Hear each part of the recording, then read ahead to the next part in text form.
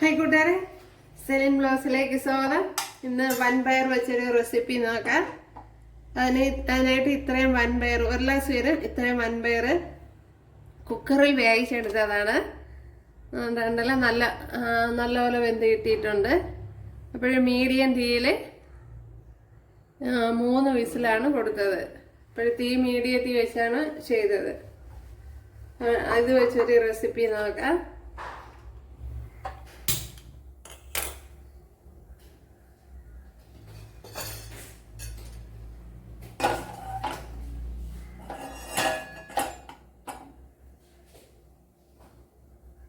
ഇവിടെ 1 table spoon വെളിച്ചെണ്ണ ഒഴിച്ചു കൊടുത്തിട്ടുണ്ട്. അതിലേക്ക് ഇനി 3 ഏലക്ക ചതച്ചത്,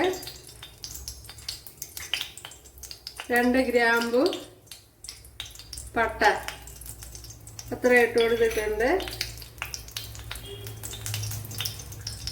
ഒരു ചെറിയ പീസ് ഇഞ്ചി, 6-7 വെളുത്തുള്ളി, അതുപോലെ 2 പച്ചമുളക്.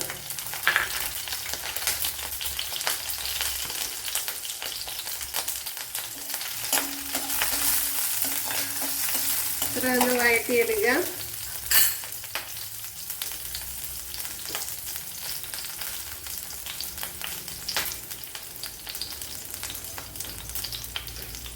ഇനി കറി ലീവ്സ് ഇട്ട് കൊടുക്കാം.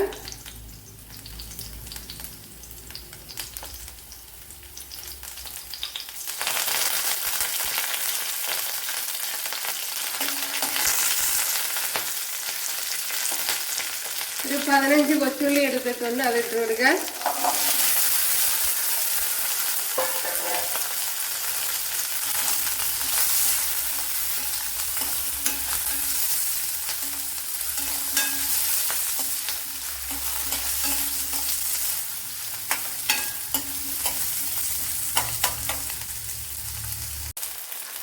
ശകലം തേങ്ങ കൊത്തിട്ട് കൊടുക്കാം.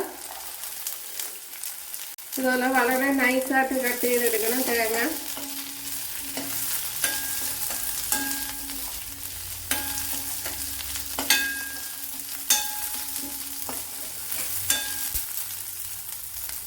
ഉള്ളി നല്ലപോലെ വഴണ്ട് വന്നിട്ടുണ്ട്.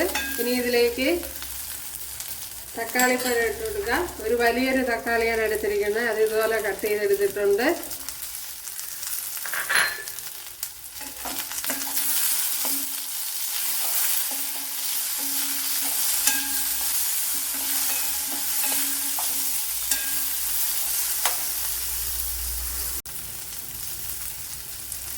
ഇതിലേക്ക് 1/4 ടീസ്പൂൺ മഞ്ഞൾപ്പൊടി ഇട്ട് കൊടുക്കുക.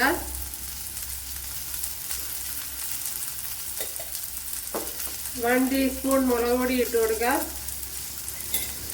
ടീസ്പൂണാണ്. അതുപോലെ 1/4 ടീസ്പൂൺ ഗരം മസാല ഇട്ട് കൊടുക്കുക.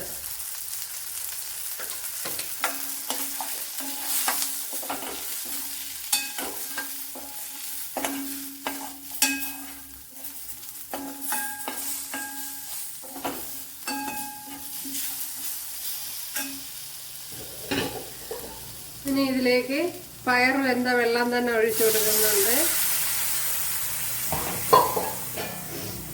ഈ കൊച്ചുള്ളിയും തക്കാളിപ്പഴവും ഒക്കെ ഒന്ന് വെന്ത് വരണം. അതുപോലെ മസാലയും ഒക്കെ ഒന്ന് പച്ച ചുവ മാറണം മസാലയുടെ.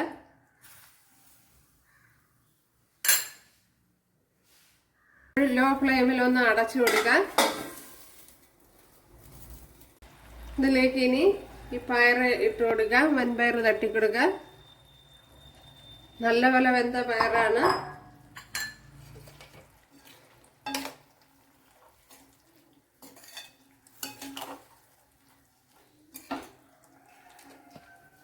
ഇനി ഇതിലേക്ക് ഒരു പിടി തേങ്ങ എടുത്തിട്ടുണ്ട്, 1.5 പിടിയുണ്ട്, അത് ഇട്ട് കൊടുക്കാം.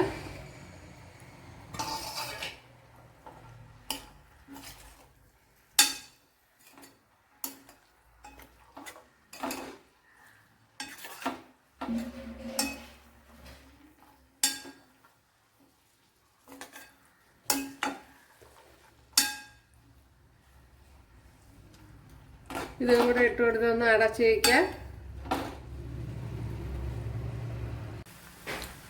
ശകലം കുരുമുളക് പൊടി ഇട്ട് കൊടുക്കുക. 1 ടീസ്പൂൺ കുരുമുളക് പൊടി ഇട്ട് കൊടുക്കുക.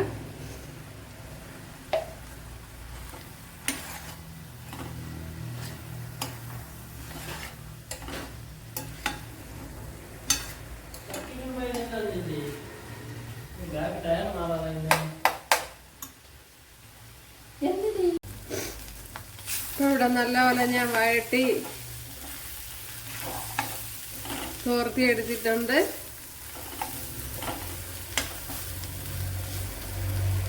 ഇനി ഉപ്പുണ്ടോ നോക്കാം.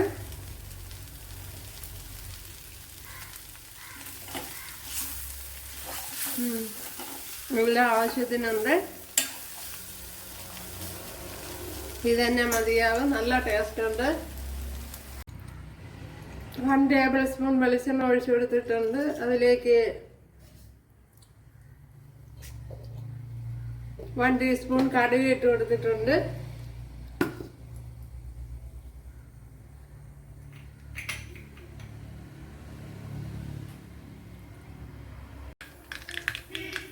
ഇവിടെ ഓയിൽ ചൂടായിട്ടുണ്ട്. അതിലേക്ക് ഇനി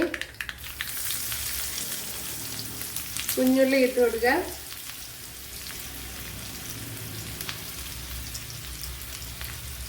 ഇവിടെ ഉള്ളി മൂത്തിട്ടുണ്ട്. അതിലേക്ക് വറ്റൽമുളക് ഇട്ട് കൊടുക്കുക. അതിൽ കുറച്ച് ചില്ലി ഫ്ലേക്സ് ഇട്ട് കൊടുക്കുക. കുറച്ച് കറി ലീവ്സ് ഇട്ട് കൊടുക്കുക.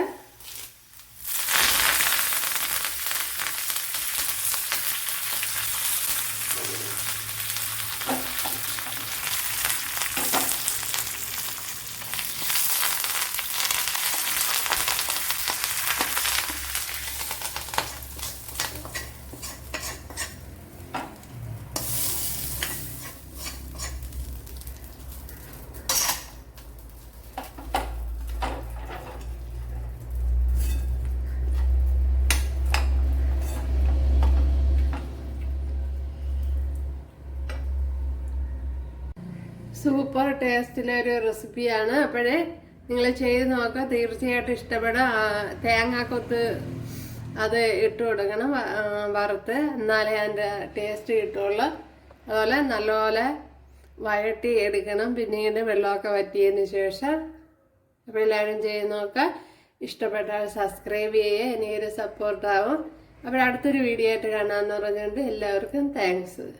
കൂട്ടുകാരെ, ഞാൻ ഇന്ന് ഇങ്ങനൊരു റെസിപ്പിയാണ് ചെയ്യുന്നത്. വൻപയർ വെച്ച്. അപ്പോഴേ വളരെ പ്രോട്ടീനായിട്ടുള്ള ഒരു റെസിപ്പിയാണ്, ഒരു വിഭവമാണത്. അപ്പോൾ ഇതെങ്ങനെയാണ് തയ്യാറാക്കണതെന്ന് നോക്കാം.